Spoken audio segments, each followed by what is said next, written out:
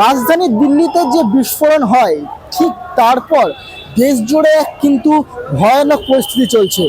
একদিকে যেমন আমরা দেখতে পেয়েছি যে দিল্লির যে বিস্ফোরণের তার যে তদন্ত তা যতই এগিয়ে আসছে, যতই তদন্ত হচ্ছে তা এগিয়ে আসছে এবং বেরোচ্ছে, কিন্তু আমাদের দেশে বা আমাদের দেশের যে রাজধানী তার ওপর হওয়া হামলার উপরে বিভিন্ন সন্ত্রাসবাদের কিন্তু গন্ধ পাওয়া যাচ্ছে। এবং তার জন্য কিন্তু দেশের বিভিন্ন এলাকা সহ ভারতের কলকাতা, যা কিন্তু ভারতের পূর্ব রাজধানীও ছিল, সেই কলকাতাও কিন্তু হাই অ্যালার্টে আছে। এবং কলকাতার মধ্যে প্রধান দুটি স্টেশন হাওড়া এবং শিয়ালদহ স্টেশন, এই হাওড়া এবং শিয়ালদহ স্টেশনকে কিন্তু হাই অ্যালার্টের মধ্যে রাখা হয়েছে, যার জন্য কিন্তু পুলিশের কিন্তু নাগা চেকিং কিন্তু এখনোর মধ্যে চলছে। ঠিক সেই কারণে কিন্তু আজকে আমরা চলে এসেছি শিয়ালদহ স্টেশন চত্বরে।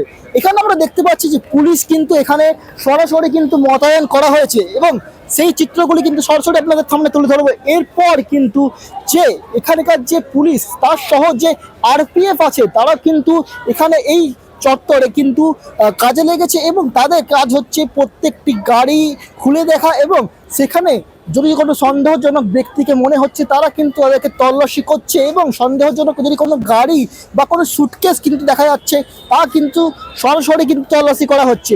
এছাড়াও কিন্তু জানিয়ে রাখা ভালো যে বম্ব স্কোয়াড যে আছে তাদেরকেও কিন্তু এখানে এই কাজে কিন্তু নিযুক্ত করা হয়েছে, অর্থাৎ কোনো ধরনের বম্ব ধরনের কিছু যদি সন্দেহজনক এখানে থাকে তা কিন্তু খুঁটিয়ে দেখা হচ্ছে। এরপরও কিন্তু জানানো ভালো যে রেল মন্ত্রকের পক্ষ থেকে জানানো হয়েছে যে 12 ঘন্টায় কিন্তু ডিউটি টাইম করে দেওয়া হয়েছে আরপিএফ এর, এমনটাই কিন্তু রেল মন্ত্রক কিন্তু জানিয়েছে। দিল্লির মতন যে বিস্ফোরণ হয়েছে তা কিন্তু যদি আরও 2-4টে হয় দেশের বুকে কি ভয়াবহ পরিস্থিতি হবে তা ভাবলেই যেমন আমাদের সাধারণ মানুষের পিলে কেঁপে উঠছে, তেমনই কিন্তু সরকারেরও বিভিন্ন সংশয় রয়েছে, বিভিন্ন বার্তা কিন্তু রয়েছে, বিভিন্ন যে কার্যক্রম কিন্তু রয়েছে।